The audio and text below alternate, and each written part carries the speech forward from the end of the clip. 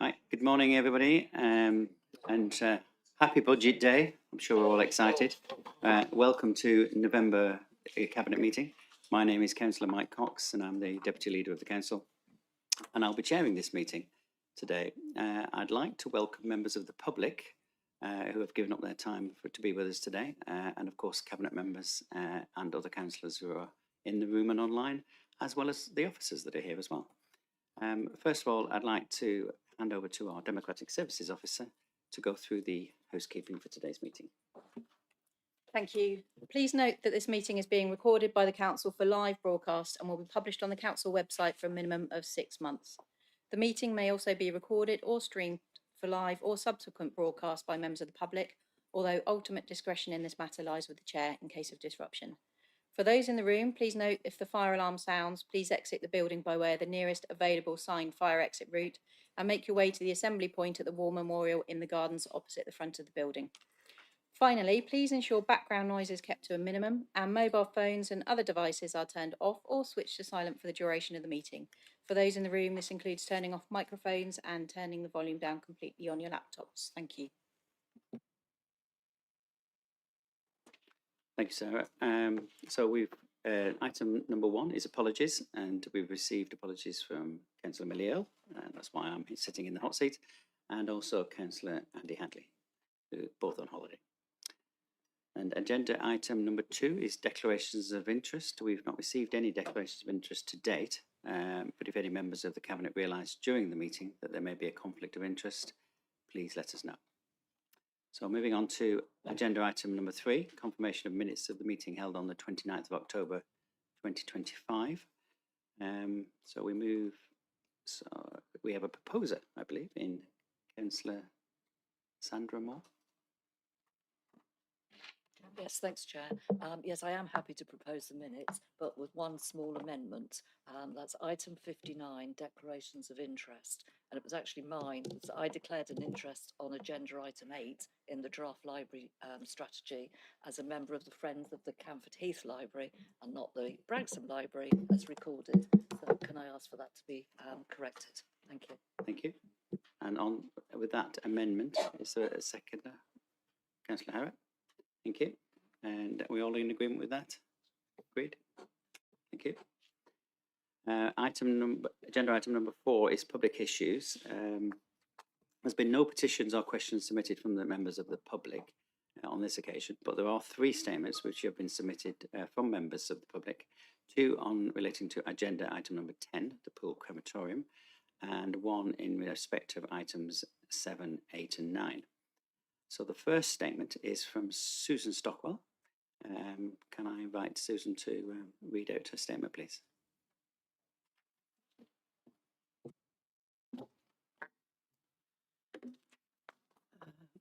Could the following points be considered? Item 7, exit interviews for staff offered on leaving and 5 years later. Item 8, lease plan, include secure cycle storage and bin storage locations. Item 9, appropriate identities of all social housing providers to be published. And item 9, Section 278 Highway Act agreements, including protection by third-party warranty in building / alteration of stock, which is exempt from SIL, but discretionary Section 278 improvements will allow the Council to meet its wider social and environmental objectives. Thank you, Susan. Thank you. And we've got a second statement from Nick Douche, who is not present, but we're going to ask the Democratic Services Officer to read this out.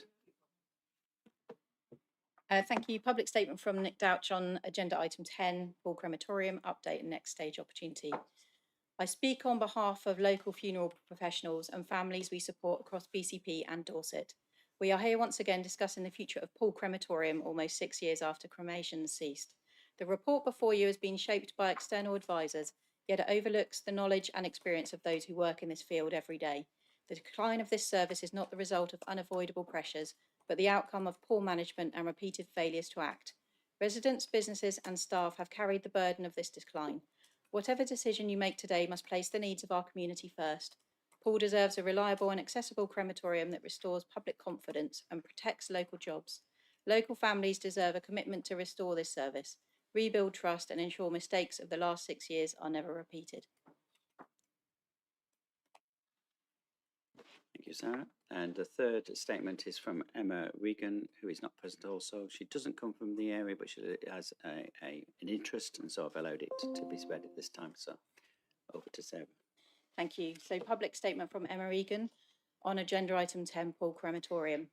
I want to highlight the impact that the closure of Poole Crematorium has had on our community. I've seen firsthand the distress it has caused to bereaved families and to colleagues supporting them. We have had to explain that the crematorium was first closed entirely, then reopened without a cremator, despite around $600,000 of taxpayers' money being spent on the site. Although we reassure families that their loved ones are treated with dignity, they must still be taken to Bournemouth for cremation. This has forced difficult choices between the funeral director they trust and the location where the cremation actually happens. Elderly residents in particular have struggled with longer journeys, with some choosing not to attend services at all. This situation has been deeply disappointing for many. I urge the Council to reconsider its position and restore cremation services at Poole Crematorium, an essential valued service our community deserves. Thank you. Thank you, Sarah. So moving on to item number 5, which is recommendations from the Overview and Scrutiny Committees. There have been recommendations from the Environment and Place Overview and Scrutiny, and which are not on the agenda, but do you want to come along and talk about Chris? Councillor Chris Rigby. Yeah, morning. Thank you very much. Yeah, apologies, these weren't on the initial agenda which was sent out, but I think there was an update sent out quite late last night from Democratic Services. And there's 2 items I've got. One is that one, and one is one which I wasn't able to bring at the last Cabinet when I sent apologies, so those are included in the previous Cabinet's agenda. So the first one, which was sent out last night, this is, if I can just give you a bit of background from it. So in November 2024, Environment and Place Overview and Scrutiny Committee, we agreed to establish a working group to consider the BCP Council Safer Accommodation Strategy. And that was in response to a recommendation which was referred to the committee from full council. So from that, we established a working group, and that met 3 times during January and February earlier this year. And then that working group came up with a set of recommendations which were brought back to Environment and Place Overview and Scrutiny Committee, which were then agreed unanimously by our committee. So I just want to bring those to you today. And if it's okay with you, Chair, I'll just read them in full. So it was resolved that Environment and Place ONS Committee recommend to Cabinet that as part of the Safe Accommodation Strategy development, officers consider an awareness campaign and/or guidance materials on the different types of financial support that are available to support those fleeing domestic abuse, in particular in relation to different types of housing tenure, for example, shared tenancies, joint mortgages, in order to break down a potentially significant barrier to survivors accessing support to end their abuse. Recommendation 2 is that the engagement plan for the safe accommodation strategy should ensure that the voices of those with lived experience are heard and reflected within the strategy. Recommendation 3, that an all-councillor briefing session be added to the safe accommodation strategy engagement plan to ensure members are adequately informed about the strategy and also able to contribute views and enable them to fulfil their role within the community by communicating the benefits of the safe accommodation strategy to residents. 4A, that the provision of safe accommodation and associated commissioning process be reviewed. And 4B, that scrutiny members be invited to review and input into this review prior to the commencement of commissioning through an additional meeting of this working group. So that was the working group that was on this. Number 5, that the use of temporary accommodation be continuously reviewed and specific KPIs be established for monitoring the success of the new safe accommodation model, including occupancy rates, length of stay, outcomes for survivors, for example, successful move onto permanent housing and survivor satisfaction. These KPIs should be reviewed regularly by the relevant scrutiny committee to ensure that accountability and transparency. And finally, number 6, that Cabinet, with the support of the Council's Corporate Management Board, be requested to take a view on forthcoming decisions that may be of significant or contentious public impact, regardless of decision-making thresholds, and that an all-councillor briefing be held before any such decisions are made to enable all councillors, and particularly ward councillors, to be properly informed. And again, that was supported unanimously by the Environment and Place Overview and Scrutiny Committee. The second item I wanted to raise was in our previous Environment and Place Overview and Scrutiny Committee, we were presented with a plant-based and reduced meat and dairy diets draft position and action plan, which was presented by Councillors Hadley and Herrett. This was an ongoing piece of work based on the number of representations which full councillors had from numerous campaign groups about adopting plant-based diets across BCP, and we chose to take that on as a piece of work. During it, we had quite a good discussion on the draft position statement which came to us, and we wanted to bring 3 recommendations to Cabinet from that, and those are that all mentions of the word vegan are replaced with plant-based throughout the paper, and that was just because there was different words in different places. Number 2 was switching the target from 20% for plant-based concessions in council operations to 25%. That was voted 8 for and 1 abstention. And number 3, that council adopt the position statements and strategy for plant-based diets in BCP Council with the amendments above, and that was voted through unanimously. And just to add at the end of that, we took that piece of work as well, and during the discussions we moved on a little bit into creating a whole food strategy and diet strategy across BCP, and I think that's a piece of work which Environment and Place will look to take up and develop further, so about creating more healthy options, less ultra processed, things like that. So that's a piece of work which we'll look at in the future. But that's it from me. Thank you for your time and listening. Thank you very much, Chris, and a very important contribution to the council, and thank you for the work involved. Cheers. And no recommendations have been received from Children's Services Overview and Scrutiny Committee, not otherwise on the agenda. Councillor Sharon.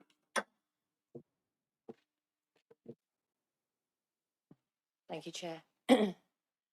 Yeah, we have a couple, but the one that's not on otherwise elsewhere on the agenda was to do with permanent exclusions. We had a paper last night dealing with that. And what we wanted to convey to Cabinet was our ongoing concern, really, high level of concern about the impact of exclusions and on our children. We also have public questions about them as well.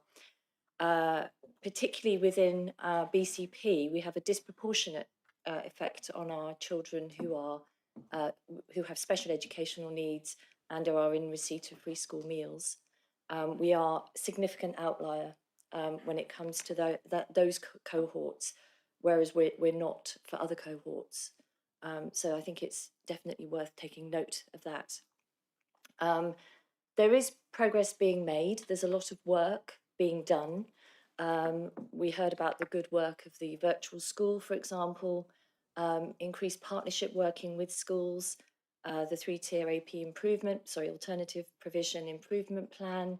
We have a Senko forum, and we also have an initiative called PINS, which is Partnerships for Inclusivity of Neurodiversity in Schools. So there's a lot going on. We also discussed the appropriate use of isolation, essentially as it's a form of exclusion within school, and we discussed how that can be well used if high-level teachers are used to teach a targeted curriculum to the children in exclusion, but obviously it can also be poorly used by schools, and it needs to be monitored. And finally, we heard that there are green shoots, shall we say, within the data, but obviously it takes some time to come through. This is a long-term thing. So the committee resolved in the end, unanimously, they agreed to make the Cabinet aware that the committee appreciates, I'm not quite sure of that word, but appreciates the detrimental impact of school exclusions, which were highlighted in the report, and recognises the work that is underway to address this. The committee agreed that through this work, the Council's primary focus is improved outcomes for the children of BCP, but that this work will also likely bring budgetary savings, such as a reduction in exclusions and associated costs, e.g.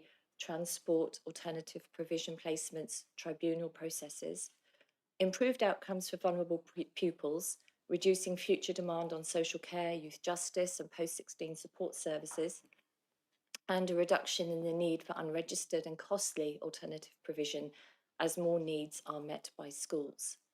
So clearly there's a virtual circle there, a virtual cycle there that we need to get into, and shall we say, a non-virtuous cycle that we need to get out of. Thank you. Super, thanks very much, Councillor Coburn.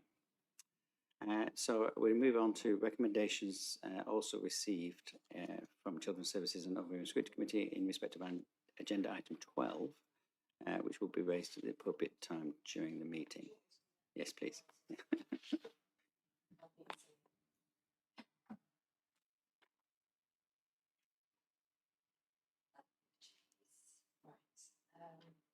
I haven't got the correct agenda item on me. Is that the home school transport? Yes. Thank you. So when it comes to home and school transport, we agreed this by majority, and the motion was the Overview and Scrutiny Committee agreed to endorse the recommendation within the report to Cabinet, this being that Cabinet agreed to tender an external provider to deliver a transformation project over 3 years with a total cost of £1.5 million funded by the flexible use of capital receipts to deliver service improvements. And by the end of the project, ongoing savings in SEND school transport projected at £3 million net of additional resource requirement. As you would expect, we had a very detailed debate on this. There was some, shall we say, disagreement about approach. There were concerns around why this needed to be tendered and couldn't be delivered in-house. We explored that, and also why only 2 options were offered. And it was essentially external tender or do nothing, and there was no in-house option for us to assess as something that we could debate more fully. So we covered the range of services the tender will bring, that it will leave, we were told it will leave a legacy of upskilling and investing in the workforce, as well as new ways of working, new systems and market stimulation and competition. And we sought assurance around the fact that the need for the whole package of measures that we can't currently deliver. We were told it can't be done piecemeal, and that one of the legacies will also be that it will help schools to support their children more.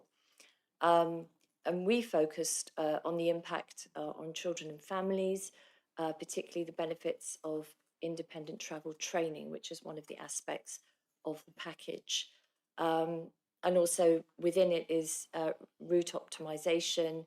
And we debated around, there's obviously a sort of a computer aspect of that, but there's also very much a human aspect of making sure that all the aspects of that route optimization are taken into account, and centering families and the children involved in that, whilst also recognising that changes can be made.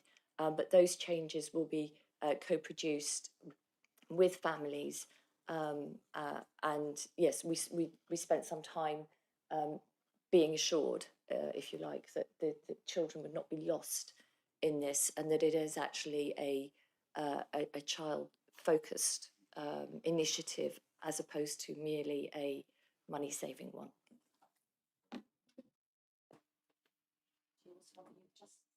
Yes, please. And then finally, actually back in the summer, we debated the Youth Justice Service Plan, and it was resolved, I think unanimously, that the Children's Services Committee endorsed the Youth Justice Plan so that Cabinet can recommend it to full council. Overall, we actually hugely appreciated the presentation that we had from the officers and the quality of the report, and welcome the significant reduction in first-time entrances to the youth justice system. That's an important metric that we focused in on.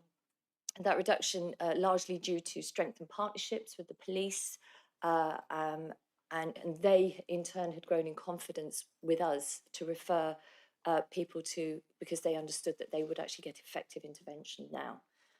So that was good to hear. However, the one sort of not such a good metric was the overrepresentation of children in care within the justice system.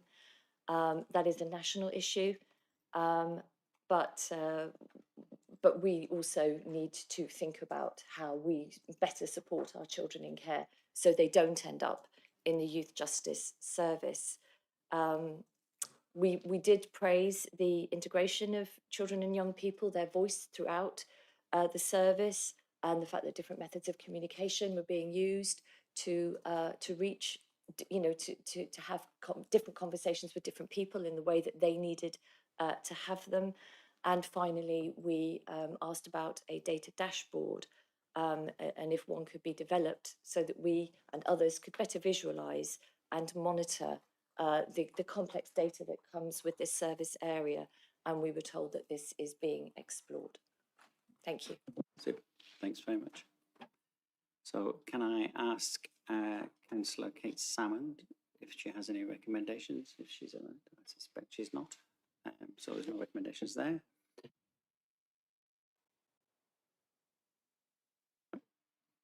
None. And Councillor Canavan? No, on there. Well, thank you very much, councillors, for your input on those matters. So we come now to agenda item 6, which is the council's budget monitoring 25-26 quarter 2, which can be found on pages 21 to 60 of the agenda, which I will be presenting and Councillor Brown will be seconding. Yes, Chair, happy to second that. Okay. So if we move on to agenda item 6, I think the report speaks for itself, to be honest, and I just wanted to thank Adam and his team for yet again another thorough report into the position we find ourselves in. And the council continues to face significant financial pressures with forecast overspends across most directorates, and if no further action will be taken, then we could be in trouble. At the end of quarter 1, the projected overspend was about 3.7 million, which was over 1% of the approved net budget, which already included utilising all of the contingencies that we had. This is outside the council's constitutional framework, and in respect of wellbeing and children's services, this trend has continued in quarter 2, requiring urgent mitigation strategies. The key drivers in respect of the position we find ourselves in is, of course, the elephant in the room, being the SEND high needs block, which remains the most critical challenge we face, with expenditure exceeding the dedicated schools grant allocation. This issue is described as an existential threat to the council's financial sustainability, and next year there will be this will be costing us somewhere in the region of £10 million to service this debt alone, which could be better used elsewhere. Obviously, there's a continuing inflationary pressures and interest rate volatility, which will impact services, and of course the pressures are intense on wellbeing and children's services. The assumptions that we had within our budget were, council tax of 4.99%, the maximum we could take, and we planned savings of £9.6 million, including transformations. We need to desperately take some mitigating actions, and we've asked service directors to be required to submit detailed actions to bring forward forecasts back to in line with the approved budgets. The corporate measures under consideration have been the recruitment freeze, expenditure freeze, procurement freeze, and the use of earmarked reserves must be explored. But the reliance on reserves alone is deemed unsustainable.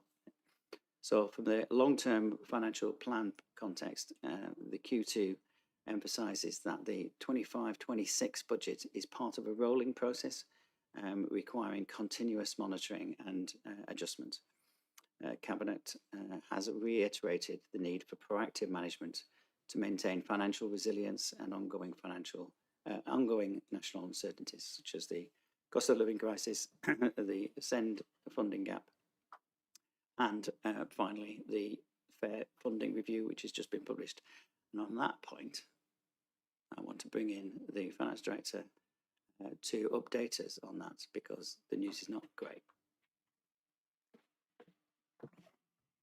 Thank you, Chair. And I suppose, just to emphasise, the council and all councils received a policy statement last week from the government with regards to the 26-27 local government finance settlement. So, what that highlights is that we will not receive the final provisional local government settlement for 2026 until the week commencing the 15th of December. So up until that point in time, nothing is confirmed as to what this fair funding formula will impact will be on this council or any council at that stage. However, there were a number of changes made by the government, some of them changes with regards to things like the inclusion of housing costs in deprivation, which changes the allocation of resources nationally. I think previously there was concern about the impact of the funding formula on London. After that change, that concern isn't as high as it was previously. They made some other changes. One of the changes is that the recovery grant, the £600 million recovery grant that they put forward in 25-26 as a one-off grant, they have decided to continue. We received nothing under that grant. Now, by continuing that again, that impacts on that distribution or impact of that government funding. And if the pot's staying the same, and they're giving a little bit more over there and a little bit more over there, you can start to imagine the impact that that's going to have on those that aren't benefiting from those specific changes. So the initial indications we got from some national modelers, Pixels, indicate that the fair funding formula will have a significant impact on us to a detrimental way, particularly in 27-8 and 28-9. But that will need to be confirmed, and I propose to include a fuller statement as part of the December MTFP update report to Cabinet. Thank you, Adam. So just to reiterate, in terms of this report, it's recommended that Cabinet note the monitoring position for Q2 25-26, request a detailed report to the December Cabinet from the Corporate Director of Children's Services on the High Needs Dedicated Schools Grant expenditure forecast and available mitigation measures in 25-26. This report will need to seek the Council approval for any additional resources for the approved 25-26 budget. Request the Council's senior leadership team and portfolio holders consider that the further action can now be taken to ensure that the actual financial outturn is within the Council's approved budget for 25-26, including bringing forward any planned savings already approved by Council in 26-27 that can be delivered early. So that's the recommendation, seconded by Councillor Brown. Yeah, happy to second that. I might speak in a moment. Yeah. And so can I ask any councillors that are in the room or online that are not on the Cabinet who wish to speak on this item? Councillor Canavan.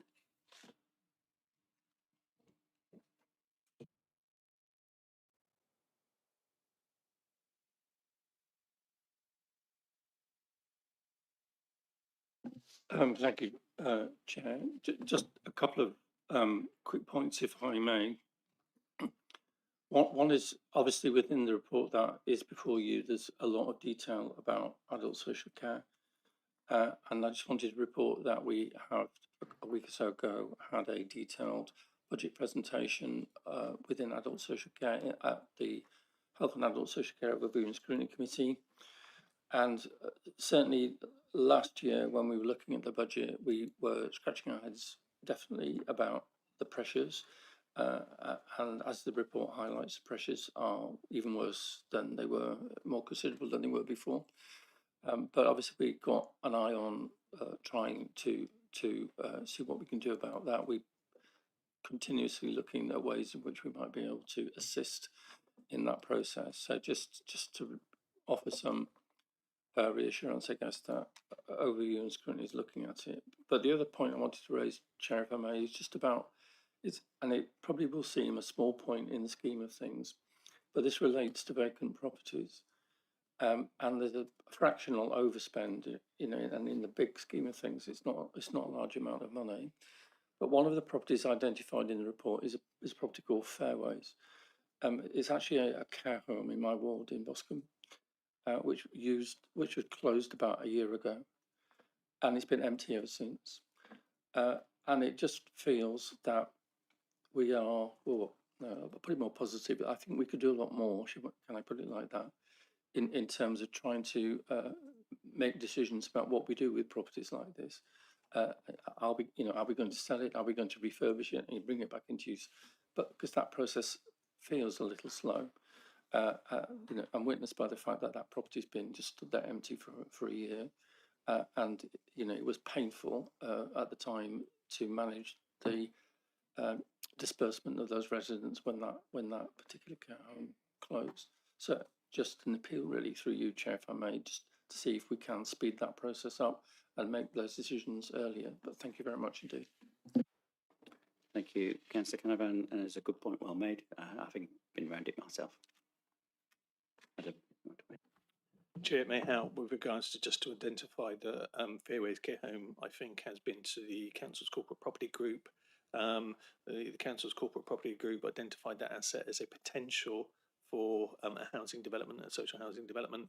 But clearly in doing that, it takes a lot of time to put towards a business case and an assessment as to its viability. My understanding is that piece of work is still ongoing. Thank you, Adam. No other comments? So over to Cabinet. Any comments from colleagues?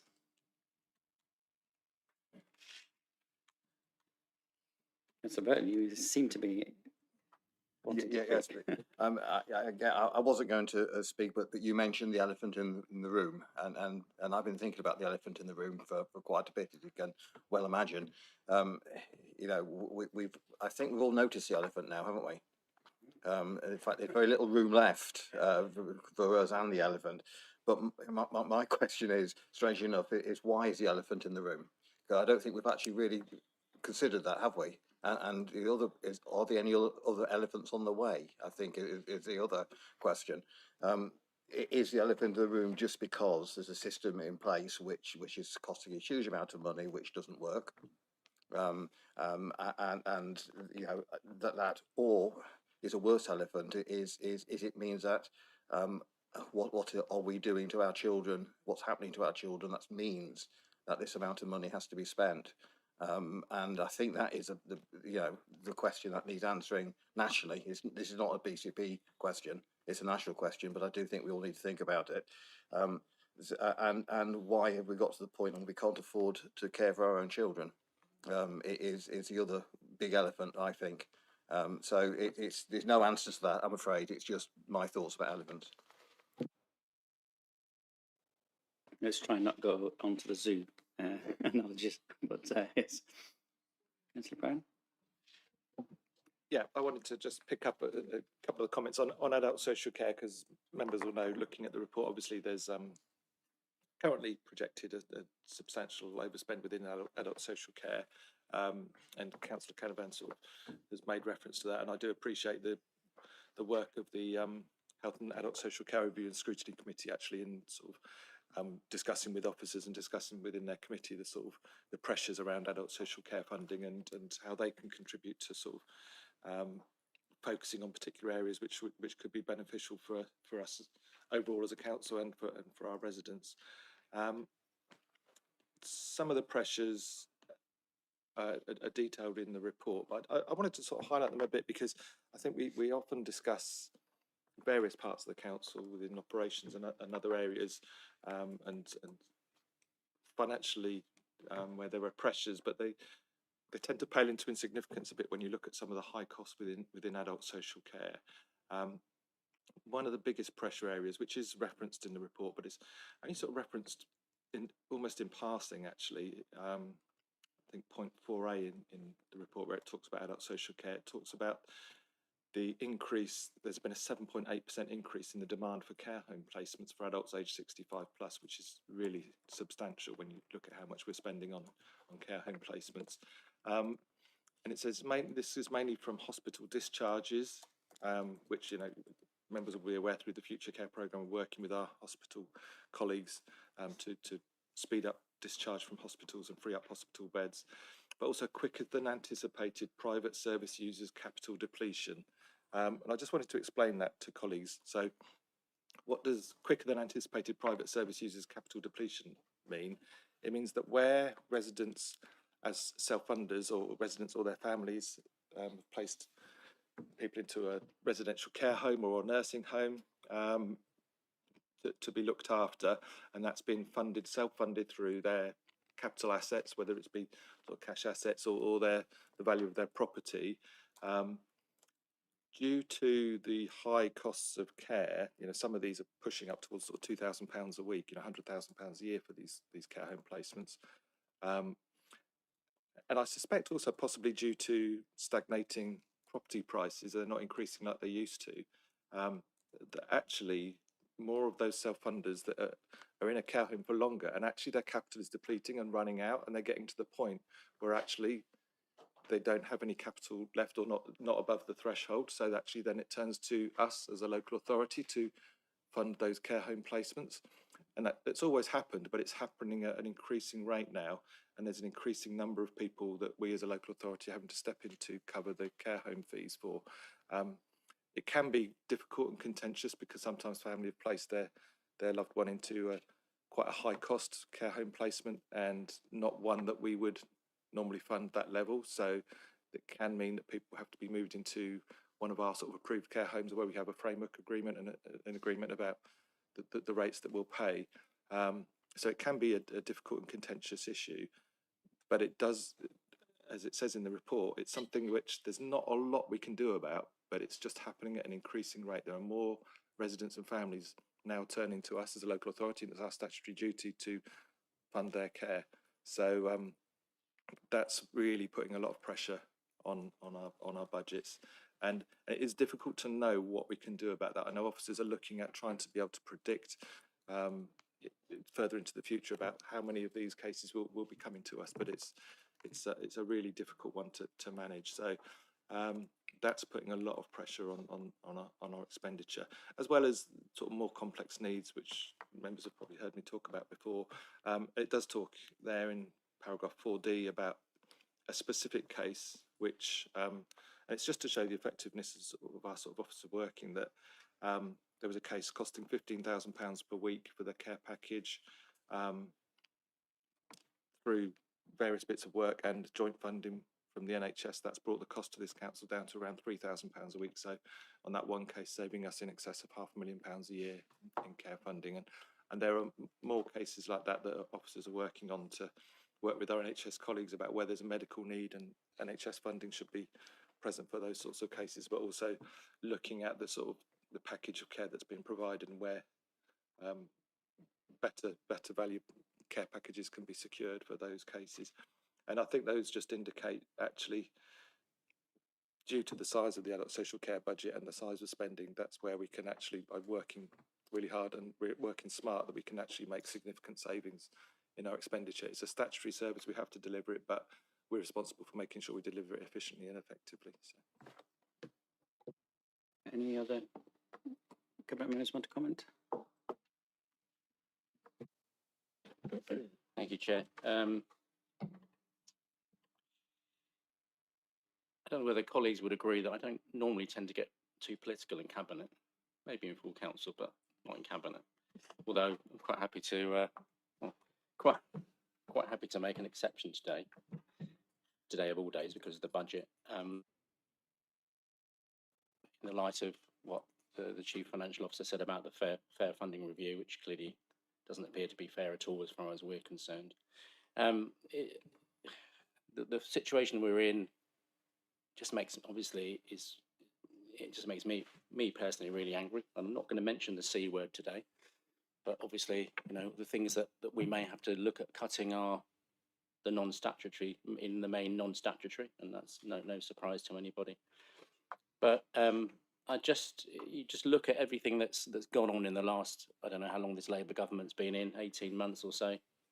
You know, nothing, there's been no, as far as I can remember, there's been absolutely no good news for this local authority and others around the area, around the region, in the south even, you know, whether it be about fair funding, whether it be about kicking the Ascend issue, kicking the elephant down the road, which is not an easy thing to do, but kicking it into the long grass, which, you know, is unhelpful to everybody, whether it's the issue of the budget and the shambolic approach to the budget, which has been going on for 3 months. I mean, obviously I'm old enough to remember quite a lot of budgets, even going back to Dennis Healy.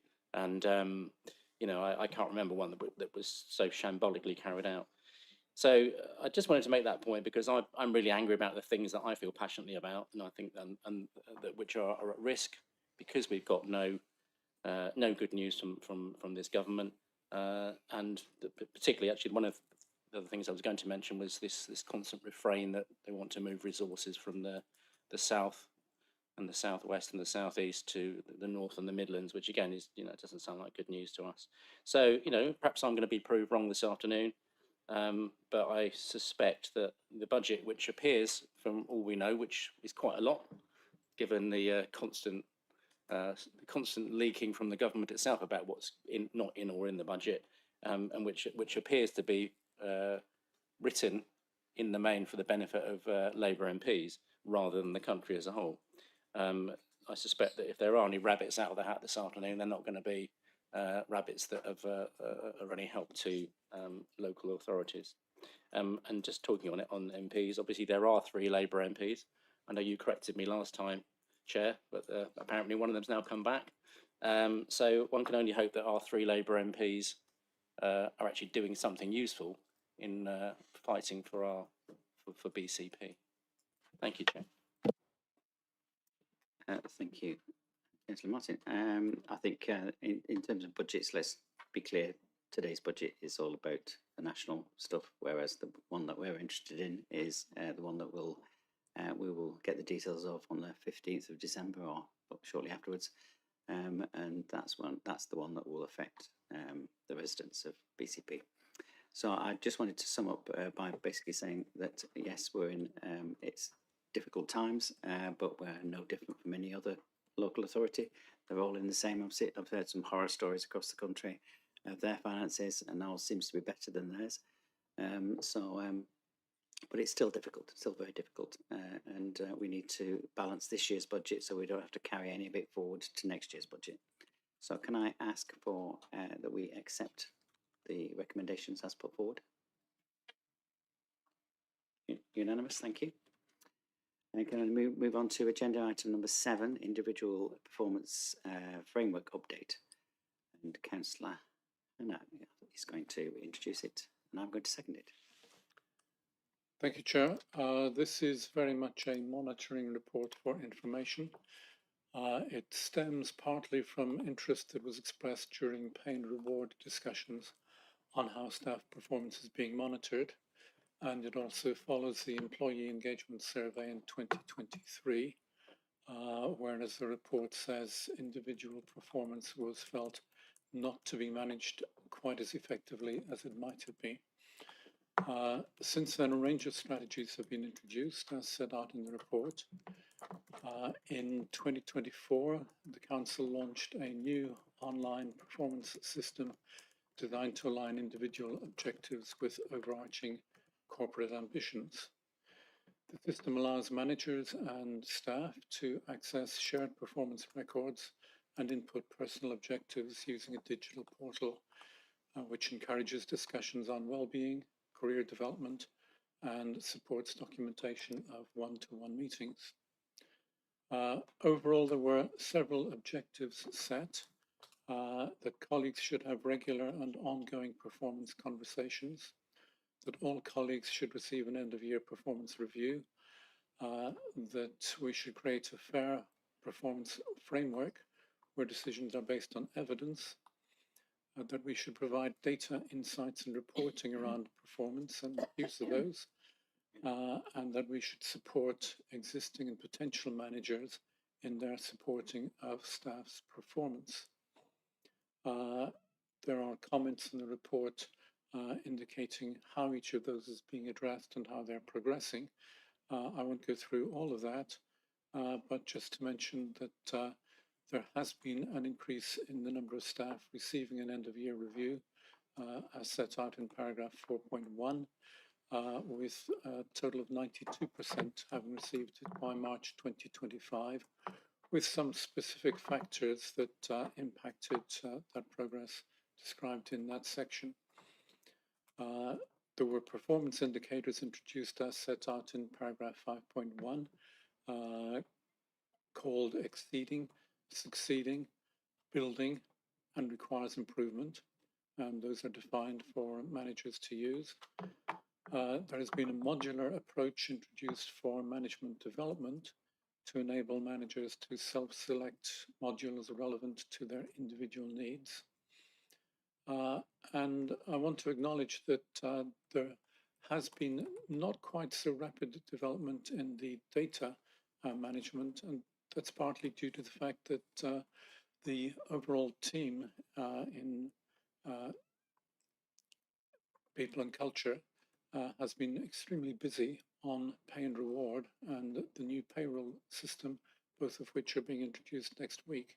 And I want to thank the director and her team for all the work they have done on that, as well as the work on management performance.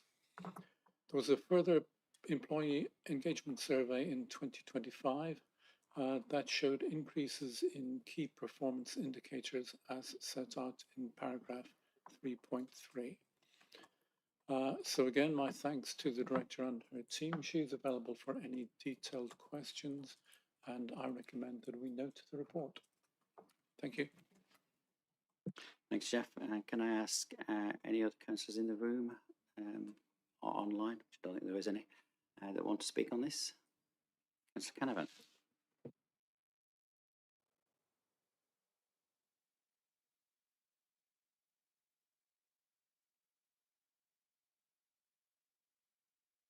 It's just a quick question, if I may, Chair, about, thank you for the report, by the way, and thank you to all of the work that's been happening on pay and reward. It's been a long time coming, but it's good that we're nearly there. But my question really is about the role of and involvement of trade unions in the process. So if you could offer me some reassurance about the involvement of the trade unions in this, in the agreement and monitoring of this process, I would be most grateful. Thank you. Thanks, Councillor Canavan. Yeah, we've engaged with the trade unions throughout the whole process, so they've been heavily involved. We've had lots of ongoing conversations, both at the planning stage and the drafting of the policy and the framework, but also as we went through the process and we had lessons learned, we went to CMB with those lessons learned, and we came back with recommendations around how we can further improve the process. We are on a journey with this. We always knew that from the beginning, and we know that we can keep improving it. So yeah, all of the recommendations that came back from the discussions with CMB, we then talked through with the trade unions and agreed with them kind of what they look like. They raised a number of concerns around things that they felt were important for us to take account of. For example, I know that they're concerned around some of the large groups down at the depot, where it's more difficult to have one-to-one conversations, and historically there's been sort of group discussions, which inevitably is a difficult thing to do if you're talking about specific skills and experience that relate to any one individual. So we talked through our approach to that. So yeah, I hope that gives you some assurances, Councillor Canavan, that yeah, lots of engagement and they are on board. But as I said, this is not a fait accompli. We're on a journey, and there's more to come, and so those conversations will continue. Thank you. Any cabinet colleagues want to add anything? Councillor Hannah, do you want to sum up? No need? So we just note the report. Anybody agree to that? Noted. Thank you. In respect of item number 8, I'm going to move that one towards the end, just in case we have to go into a private session. And if we can jump then to agenda item number 9, which is BCP Homes Asset Management Plan and Housing Revenue Account 30-year business plan. And I'd like Councillor Kieran Wilson to present, Councillor Moore to second. Thank you, Chair. Very excited to be presenting the BCP Homes Asset Management Plan and Housing Revenue Account 30-year business plan. This report is an absolutely vital step in ensuring the long-term sustainability of our council housing. And it's really positive to be talking about a budget where we're investing. It sets out our strategic framework that will allow us to maintain and improve and expand our housing stock whilst keeping our finances on a sound footing. The plan is underpinned by a really robust stock condition data. Around 70% of our houses have had stock condition surveys within the last 5 years. So that's really high, and we're hoping to get that to 100% by the start of the next financial year. And as well as that, it's based on prudent financial assumptions reflecting our commitment to responsible management and compliance. Our ambition for this plan is really clear. By 34-35, we aim to deliver 937 new homes across Bournemouth, Christchurch and Poole, whilst investing substantially in the homes we already have. Now, 680 of those homes will be coming forward between 27-28 and 34-35, and they will be let. This is the modelling as we currently have it. They will be let at social rent. So that's 680 new homes for social rent over that period of time. That's so exciting. Like I can't, I can't fathom how exciting that is for me personally. The business plan is based on a careful scenario testing, stress testing, and regular review. We built in flexibility to manage risks, and that is to say, not to say that this plan doesn't have risks. You know, it is very. That things can change. It's a moving feast. It's a 30-year business plan. So much has changed in the last 6 months, let alone the last 30 years. So we know that this is subject to change, but I think it's really important that it is very robust in what we put forward. Our capital programme allocates £50,000 per home for major works and 7,500 per home for decarbonisation over 30 years. So this plan not only supports the physical improvement of our homes, but also the broader outcomes we're looking for residents: health, supporting independent living, and reducing inequalities. It also ensures that we have our legal compliance with all the safety regulations that have come in over the last couple of years, which is really important. Regular reviews will ensure we maintain a responsible and accountable processing throughout the 30-year business plan. So yeah, really excited to recommend this this plan to Cabinet and then subsequently to Council. And just to say thank you for all the work that's gone into it from the team, who have been fantastic this year, and also to our partners who we commissioned to do some of the work at Housing Finance Associates, who have been top as well. So yeah, really good and really exciting.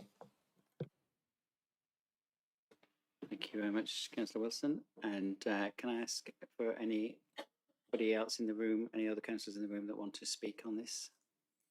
And therefore I'll go to Cabinet members who want to speak on it. Councillor Moore.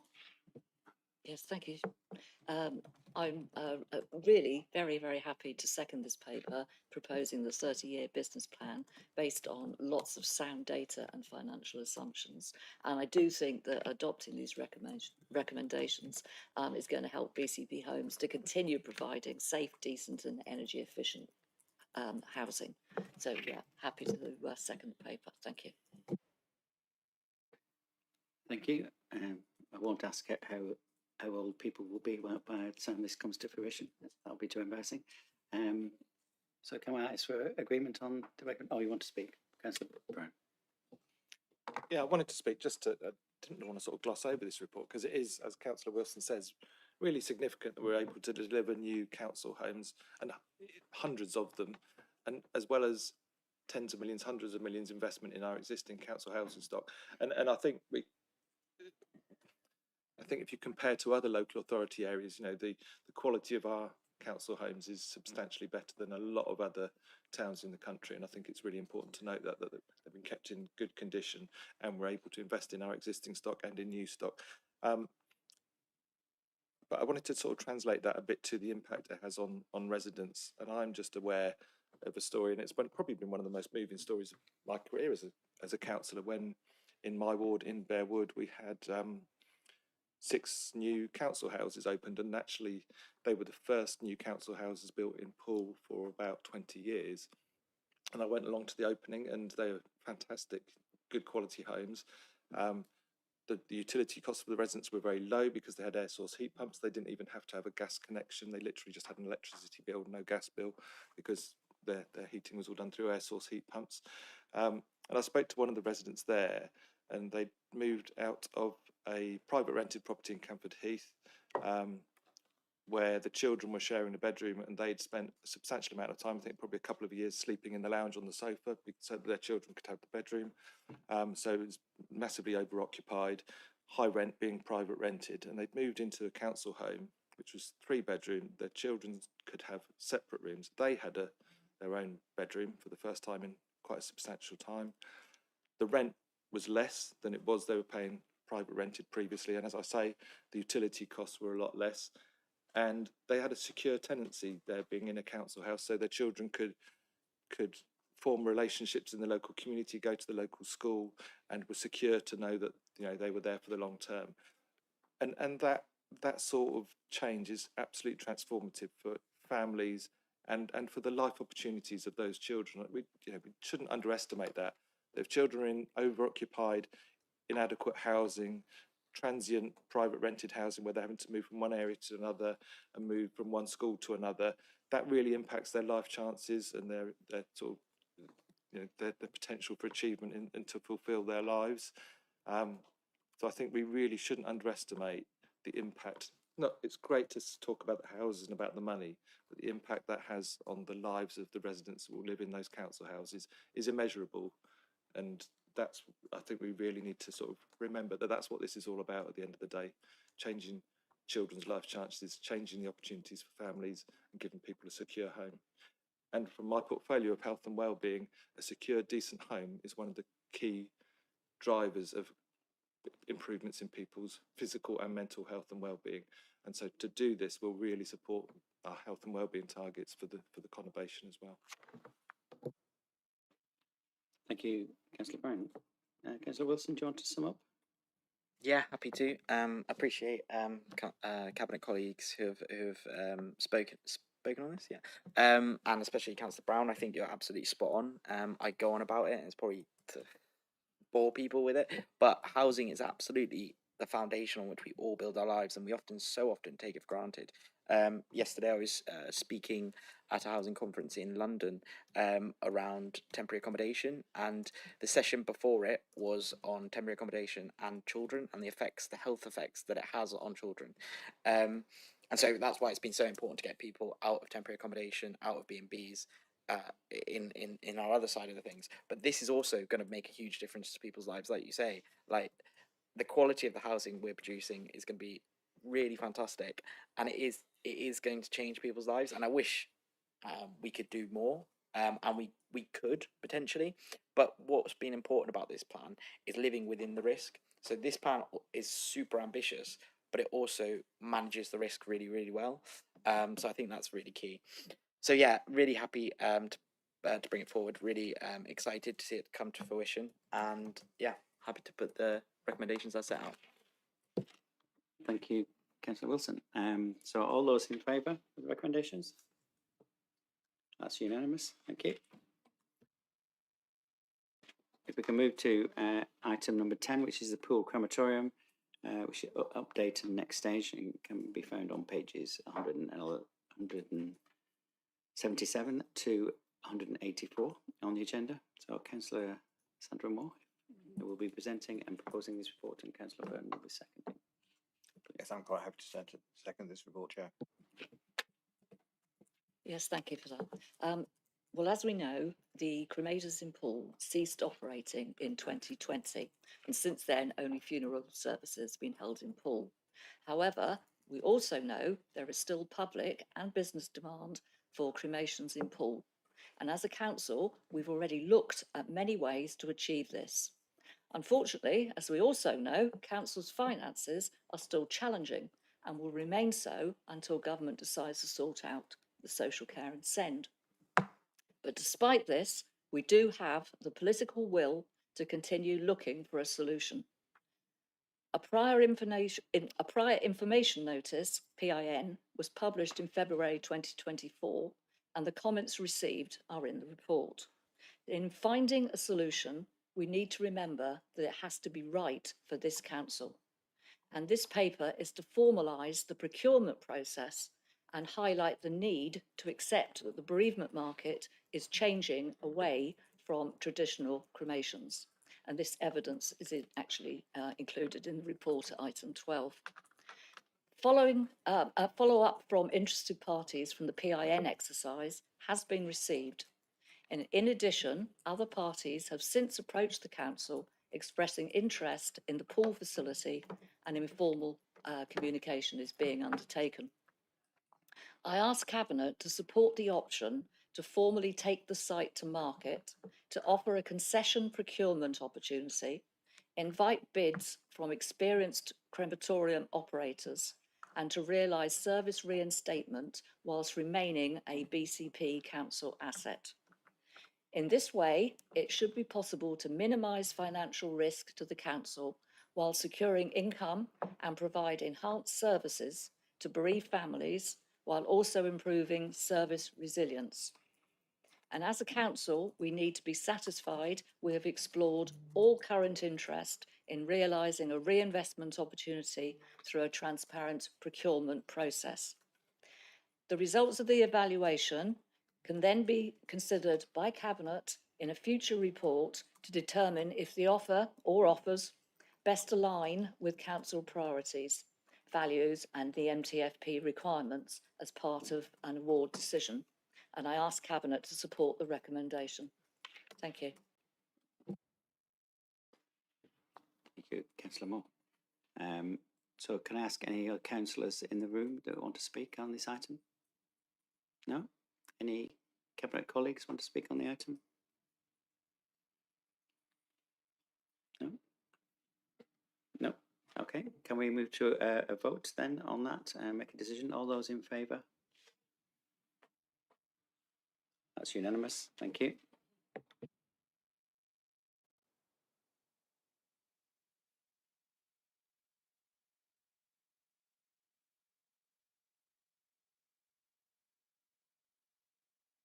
Beg your pardon. Moving on to item number 11, Seacliff and Chime Management, and can be found on pages 185 to 194 of the agenda. Councillor Rich Herrick will be presenting and proposing the report, and Councillor Andy Martin will be seconding. So, Councillor Herrick. Thank you, Chair. So this is one of the great crossover areas in my portfolio. So I'm presenting on behalf of Councillor Hadley. But for anyone who is a regular viewer, and I'm not sure how many of those there are, the cliff and cliff stabilisation is one of the favourite topics that I like to talk about. And actually, one of the reports that's referenced in this report was due to a scrutiny request that I made quite some time ago that went before the Environment and Place Committee in July. So there are numerous challenges across the seafront, as we recognise in this space. Significant investment has been made across Poole Bay, in particular as a result of legacy authorities, and this one working to get money from government to expand and lift the beach, replace groins and other work in order to protect the cliffs from marine erosion as a result of the sea. However, what that doesn't do is protect the cliffs from the effects of groundwater. So we've had significant changes in climate in terms of intensity of sun, heat, storms and rainfall. I mean, managing this is an increasing challenge. Most recently, we've seen 2 falls in the West Cliff in October 2024 and 2 further on the East Cliff over the winter of 24-25, adding to the slip that occurred around the East Cliff lift in 2016. Over the years, legacy authorities installed drains numbering around 700 across the cliff areas to try and stop some of the water sitting on the geological layers, which is one of the factors that generate the slips that we see. Unlike marine coastal erosion, there is no government funding available for this, and as such, investment in that drainage along the cliffs has been subject to cuts by the legacy authorities as austerity was imposed over the last 15 years, and even in some cases before that.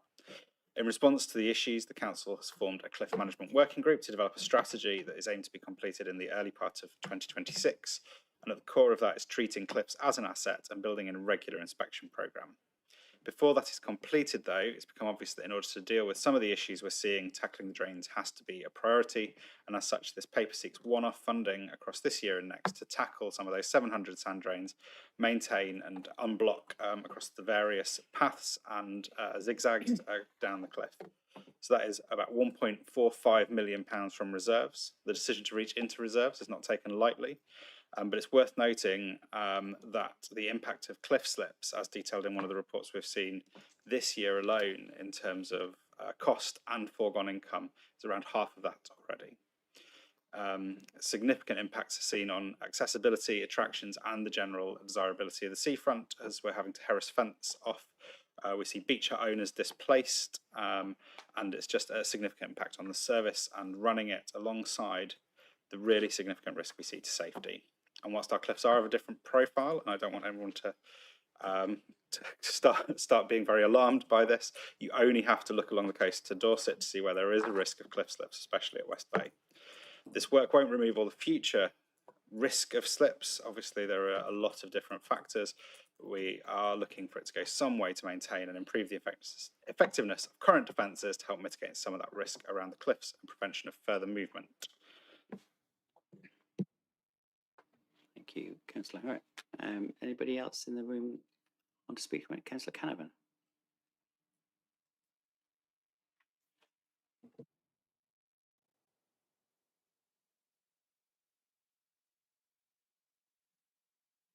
Just bringing this with me so that I can get the wording right.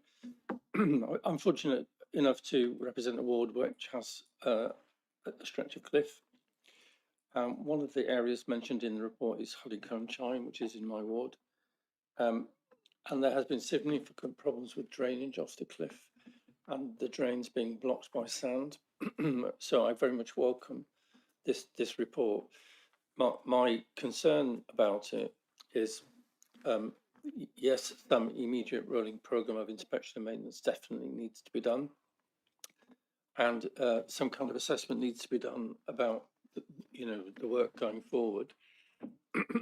My concern is that's good, you do that, but what do you do after that? Because you can mitigate erosion and cliff stability or instability to some extent, but that is quite limited. At some point, in my view, the council is going to have to consider serious structural interventions in securing this in those cliffs.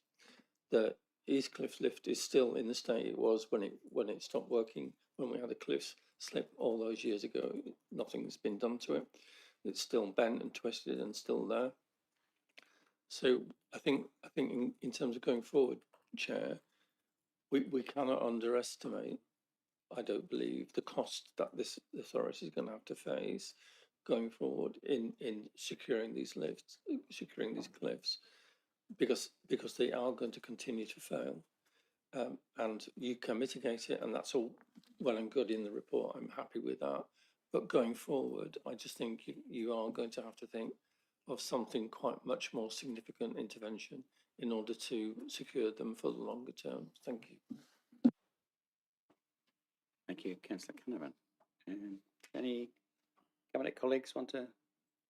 Councillor Martin. Yeah, thank you, Chair. Just very briefly, very much welcome this report and very happy to second it. I probably know more about cliff stability than I ever thought I would do, representing the ward that I do. I'm going to try not to use the word. I'm not going to use the H word or the C word today. But going back to the old legacy Christchurch Council, that authority spent, and probably with partners as well, spent a lot of money in putting drainage and other mitigating structural structures into the cliffs. Lee said it there, into the cliffs at that end of the conurbation. And if you look over, you don't need to go to deepest Dorset, because Councillor Herriott was referring to about cliff slips. Obviously, we've had our own cliff slips here in in Bournemouth, but actually, if you stand and look across the border in Hampshire, where at Naish/Barton on Sea, the cliffs have completely fallen into the sea. I mean, they are. It's like a. I don't know. It's quite an incredible sight. I think it's just managed decline, and it won't be very long, I'm sure, before some of the holiday homes at Naish Holiday Park are moved or fall into the sea. It's quite a sight, and it's quite a contrast between the stability, touch wood, of the cliffs on our side and what they're experiencing over there. I would make the point that, having spoken to our engineers in the last couple of years, when we are looking at or finalising plans for replacement ramps or paths, and how complicated that is because of the drainage. This is in my ward. The drainage and all the environmental issues around it. It did become apparent that to maintain all the work that has been done by Christchurch Borough Council back in the day, quite a lot more maintenance needs to be done. And in fact, I was only talking to one of our construction project managers yesterday about the fact that some of the drains near the cliffhanger, which lead out to where one of the paths is due to be constructed, they were blocked. So there is a significant issue that needs to be looked at there. But yes, very happy to support this, and do echo the comments that this is going to be a really expensive long-term project, but not quite sure how many of us will be around to see that play out. Thank you, Chair. Thank you, Councillor Martin. Anybody else? Right, can we have a vote on that? Everybody in favour of the record? Oh no, do you want to sum up? Sorry, beg your pardon. Councillor Herriott, do you want to sum up?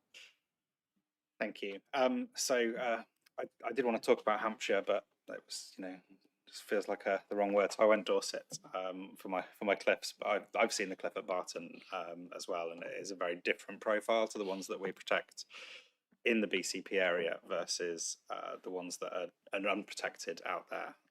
They are going into the sea. A lot of that is actually around the marine protection that's at the bottom and the beach replenishment that we carry out. And I'd quite like to agree with Councillor Canavan on the investment that we need to see across the seafront. But I think, as we've already spoken about, local authority funding is the biggest challenge here. Revenue funding to be able to maintain all the drones fully on an annual basis would be great, but that's not where we are at the moment. And the wider kind of cliff stabilisation across the whole of the 15.5 miles of cliffs that we see is going to be in the hundreds of millions of pounds to do that. That is not a little thing. We could only ever do that, I think, with some really significant government investment. We're very fortunate to have the team that we do. We have a really good team of experts that make a significant contribution to the investment that we can get in from the Environment Agency. And also they are so highly rated that we effectively sell them around the southwest in partnership with other local authorities as well. There's also LUF funding that was awarded around the East Cliff lift that will be coming forwards, but as inflation has come away with construction costs, how far that stretches and how far we can get that into scene. But I'm really pleased that we are able to kind of get this moving, and we will be recommending this to council to make this investment. Thank you, Councillor Herriott. So can I now go to a vote? Have all those in favour? That's unanimous. Thank you. So item number 12 is the home to school transports and can be found on pages 195 to 264 of the agenda. So presenting and proposing this report is Councillor Richard Burton, and seconding is Councillor Hannah. Okay, thank you, Chair. And yeah, just for, to be aware, there is a restricted paper in this report. So if anybody just wants to go to there, we will have to go to restricted.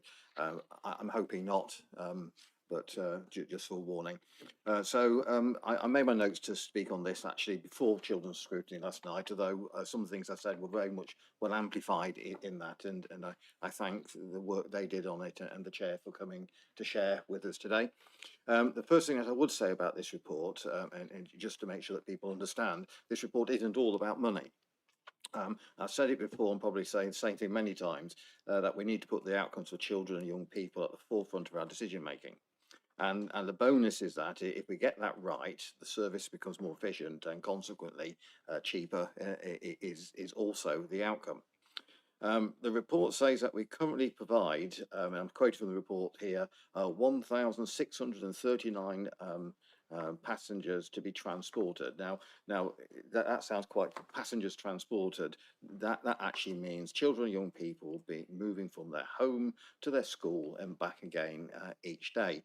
And of course, this happens at a time when there's lots of other people on the road, children and young people being transported, journeying from their homes to their schools. So that is broken down to 1,334 door to door by taxi or bus. By bus, we're almost certainly talking about minibus here, not a double decker, and leaving about 305 accessing bus passes or alternate allowance of fuel and wear and tear or personal transport budget. So the vast majority is by taxi or bus. The overall cost of the service in 2024-25 was 13.8 million. Next year's budget annual expenditure is about 16.3 million, and it's predicted to grow to 21.2 million by 28-29.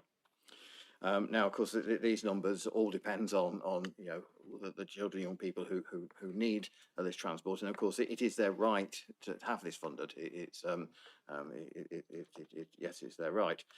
So that means that the average cost per children, young person has risen from 6,484 to 9,810 pounds per child, young person per year. To put that in context, that's more by a couple of thousand-ish than a 7-day-a-week season ticket from Bournemouth to London at peak time by train, or about £40 per resident in BCP, or £108 per council tax paying household. So we can see that we're actually talking about significant amounts of money here. The question is that money well spent to making a difference to children and young people?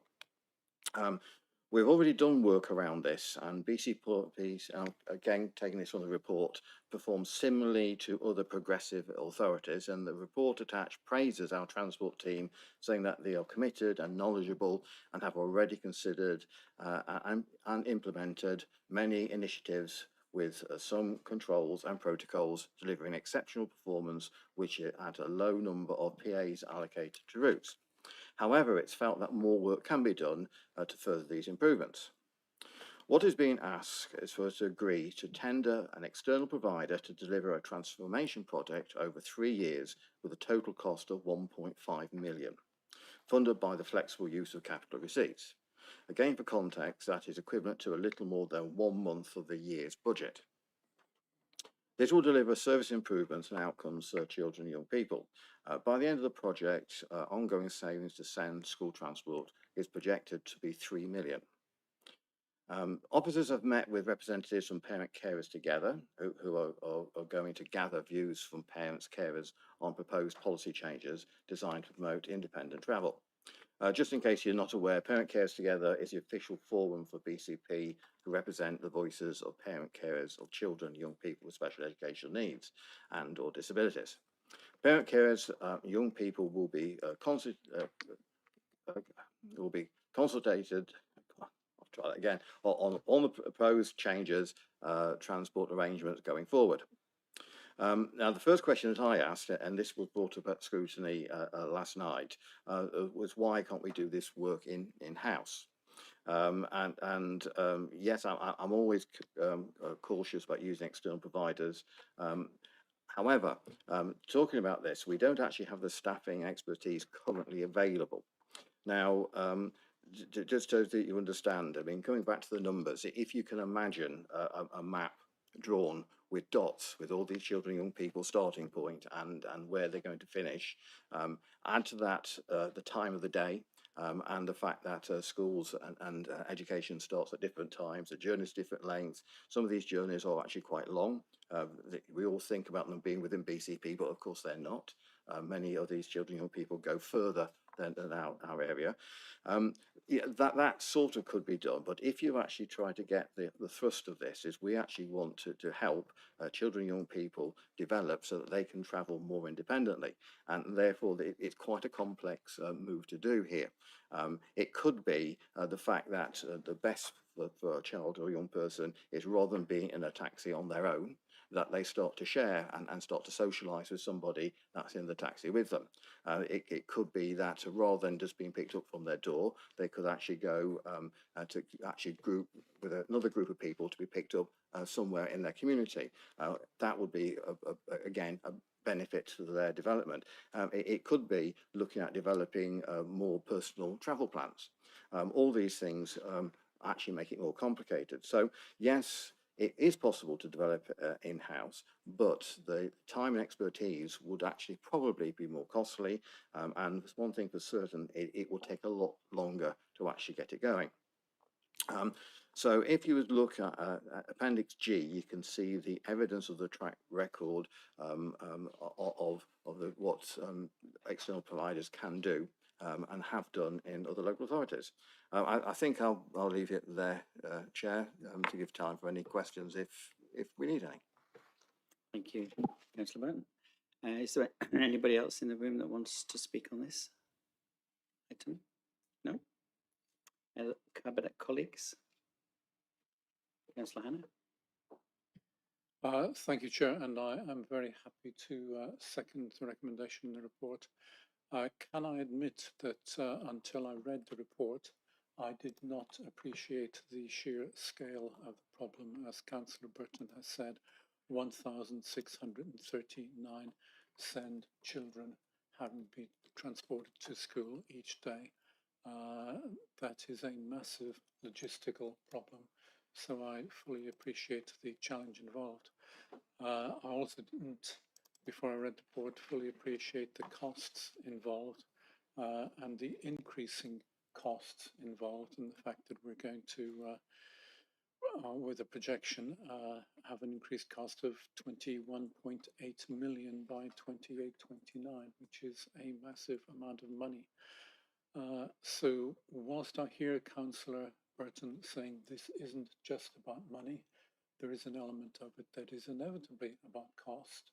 And I think residents who frequently in social media complain that council tax is increasing and they don't seem to get anything more for the money, would, if they read the report, would appreciate that in fact there are children who are getting real benefit for the money, but it remains a challenge to us, and seeking to achieve savings through addressing the logistical issues, I think makes total sense. But I also do hear, it was Councillor Carl Brown initially, saying that this should be about meeting the needs of children. Councillor Burton emphasising that as well. And in the executive summary of the report, the second paragraph, emphasising that this is to introduce travel opportunities that meet individual needs and help prepare young people for adulthood and promote long-term independence. And Councillor Burton has given examples of how that is achieved. So I hope that this is a very successful programme, and I'm very happy to second it. Thank you. Thank you, Councillor Hannah. Councillor Brown? Yeah, just a brief comment on this. I'm really pleased to see it because it's, again, one of those areas that it's a statutory service. You know, legally we have to provide this. the cost is substantially increasing, but it is our responsibility to make sure we're doing it as efficiently and effectively as we can. And so I fully support this sort of investment in actually finding more effective ways of delivering it. And I think for people that think it's just a simple, straightforward logistical thing about getting people from A to B and making sure all the right vehicles and services are in place to do that. I'm aware from people I know who work as passenger transport assistants that it can be much more complicated than that because of the particular needs of some of these children and young people with special educational needs, that they may not be able to travel with other people, or they may have to travel on their own. They may need support and assistance to make that journey as well. So I know there are sort of particular complexities and sensitivities that need to be sort of taken into account when doing this. But yeah, fully in support of the proposal. Thank you, Councillor Brown. Anybody else? I think Councillor Hannah, you stole my my thoughts when you spoke about it's not just about it is about money as well, and certainly it has been, the amount of money spent on here is huge. But I think from this report you can clearly see that there's something can be achieved very quickly on the basis of a 6-month return on investment. I call that extremely good value for money. So do you want to sum up, Councillor? Yeah, thank you, Chair. Yes, I mean, just coming back, yeah, I will come back to what I said to start with, though. You know, money is important. When I see this sort of sum of money, I always want that sum of money to be spent on something that will make a difference to children and young people. Some of this money is being spent on things that doesn't make a difference. It's just transport, whereas actually it could be spent in a better way and also help the children and young people in their learning experience. Now, it so happened that I visited Linwood post 16 opening, which isn't on the agenda, but it is just, they spoke to me about this when I was there, and they say this is the Linwood post 16, which is on Ashley Road, the former Ted Westborough Centre. It came through Cabinet and Council last year, and one of the things that they really like about where it is the fact it is on a bus route. And part of what they do is actually build the training up for the young people who are there to help them be independent with transport. Getting this right will start that process, you know, a lot earlier for a lot of young people. I'd also just highlight that if we do invest, if council does invest in these external people, they're not going to come and go. When they leave, our staff will therefore have that training to continue this work into the future. Thank you, Councillor Brown. Can we move to a vote? All those in favour of the recommendations? That's unanimous again. Thank you.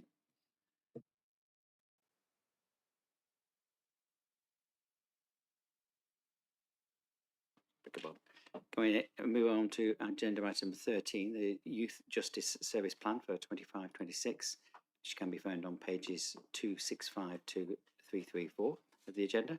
The presenter and the proposer of the report will be Councillor Richard Burton and seconded by Councillor Sandra Moore. Yes, thank you, Chair. So the Youth Justice Plan for 25-26, this comes before Cabinet each year. The Youth Justice Plan does anyway. It's a statutory requirement to publish an annual Youth Justice Plan, which must provide specific information about the local vision for youth justice services. It's a Pan-Dorset, the plan says it is a Pan-Dorset plan. It did go to Children's Overview Scrutiny. I did have to. It was quite a while ago when so I did have to remind myself. And thank you, Councillor Carl Brown, for actually highlighting some of the things. I've spoken about the annual plan each year, so I'm going to try to keep it reasonably short this year.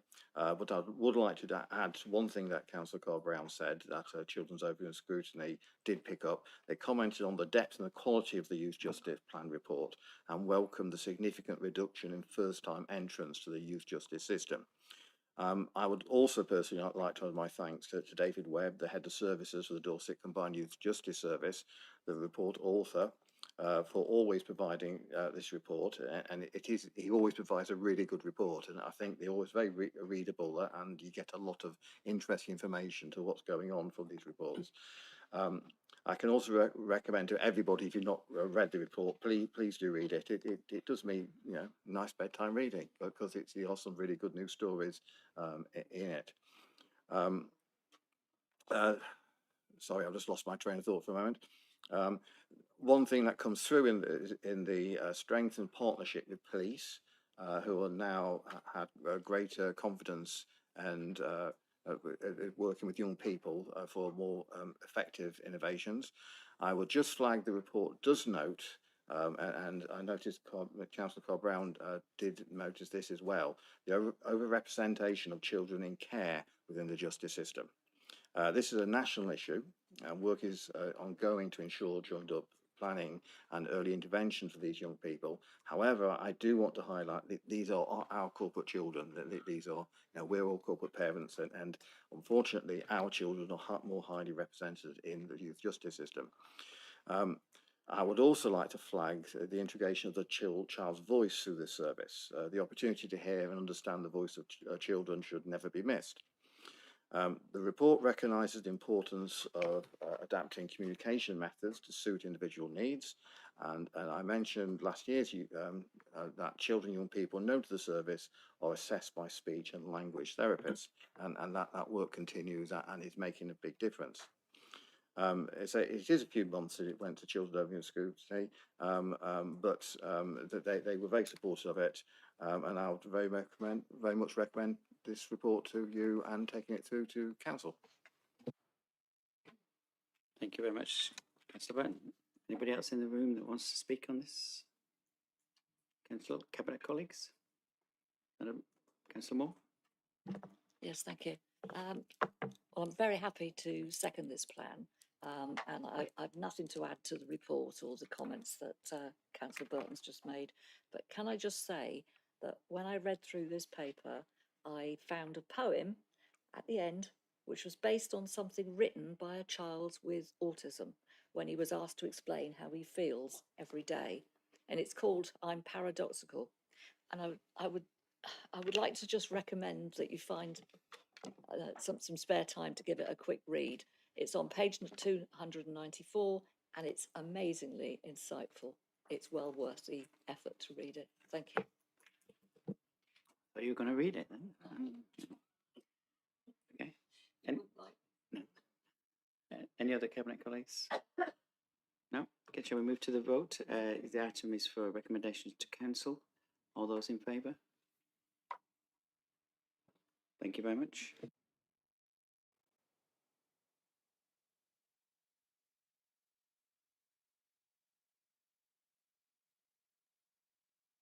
Beg pardon. And I'll move back to agenda item number 8. Obviously, there is some confidential information in some of these appendices, and therefore we may have to move into confidential and exempt session. And so I'm going to present the report, which will be seconded by Councillor Howard. I really wanted to start by thanking officers for a really long and detailed work that they've undertaken getting this report to this stage. This report is to present the negotiated heads of terms for the leasehold disposal of 2 parcels of land at Kings Park to AFC Bournemouth, enabling the expansion of the Vitality Stadium. The heads of terms have been agreed in principle and subject to contract and council approval.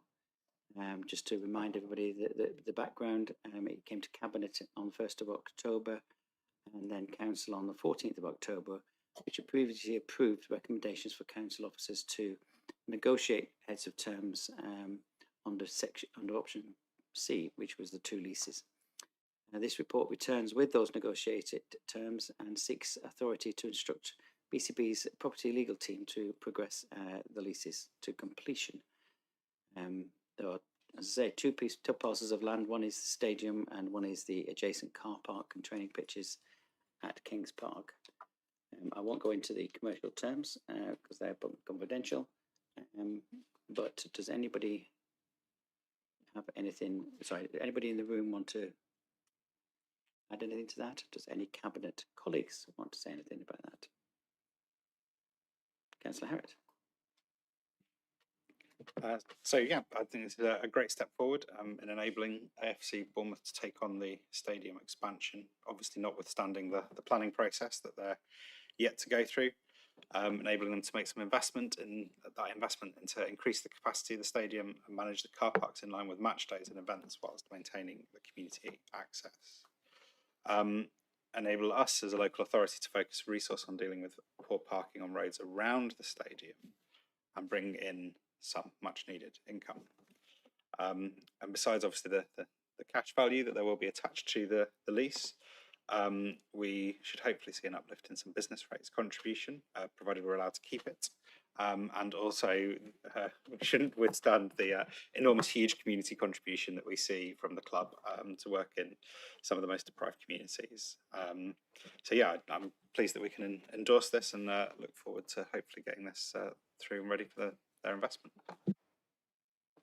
Thanks, Councillor Harriott. Yeah, it's as you've already said, and I'll just sum up now, unless anybody else has anything to say. You know, the heads of terms really to support AFC Bournemouth in its preferred timeline for the stadium development, while ensuring best value for residents. The planning application remains independent and will follow statutory processes later this year.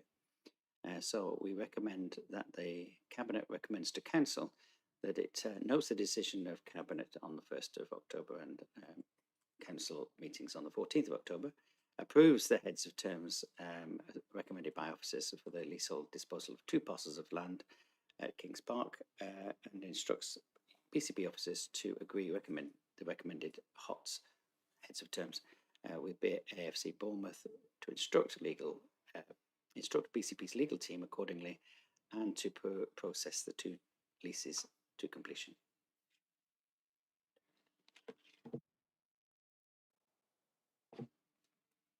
Councillor Brown. Thank you, Chair. Yeah, I just had one quick comment on this, just to make sure I'm completely clear on the recommendations.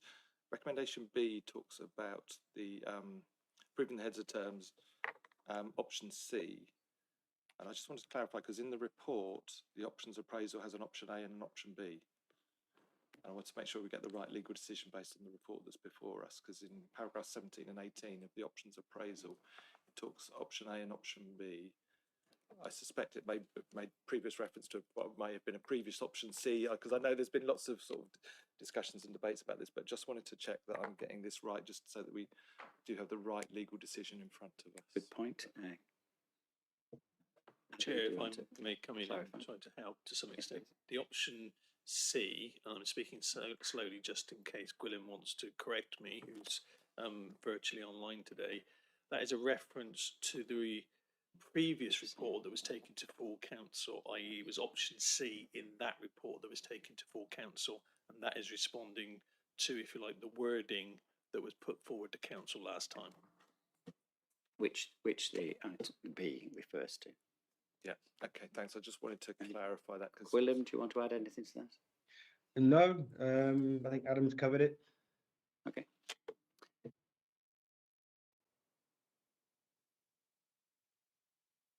So, can I ask for Cabinet to therefore to approve the recommendations? All in favour? That's unanimous. Thank you very much. Didn't have to go into exempt session, but we do now have to go into exempt session. So agenda item number 14 is the exclusion of press and public. The presenter of this report is myself and seconding Councillor Hannah. So under section 100A4 of the Local Government Act 1972, the public would be excluded from the meeting for the following items of business on the grounds that they involve the likely disclosure of exempt information as defined by paragraph 5 of part 1 of schedule 12A of the Act, and that the public interest in withholding the information outweighs such interest in disclosing the information. All those in favour? Thank you very much.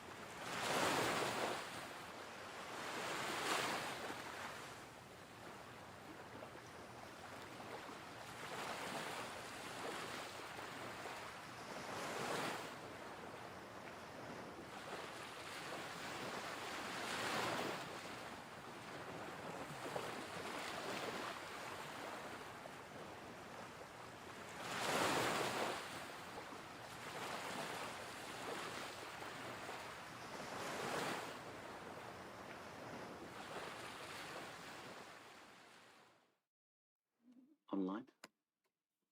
Be online. So thank you for that. We now move to agenda 16, urgent decisions taken by the Chief Executive in accordance with the Constitution. Do you have anything to report? I have nothing to report. Super. So agenda item 17 is the forward plan. I can advise that the latest version of the forward plan has been published on the council's website. And that really brings today's agenda to a close. I would like to thank all those who've contributed in person and online. Next meeting will be held on Wednesday, the 17th of December. So you should have finished your Christmas shopping by then. Thank you.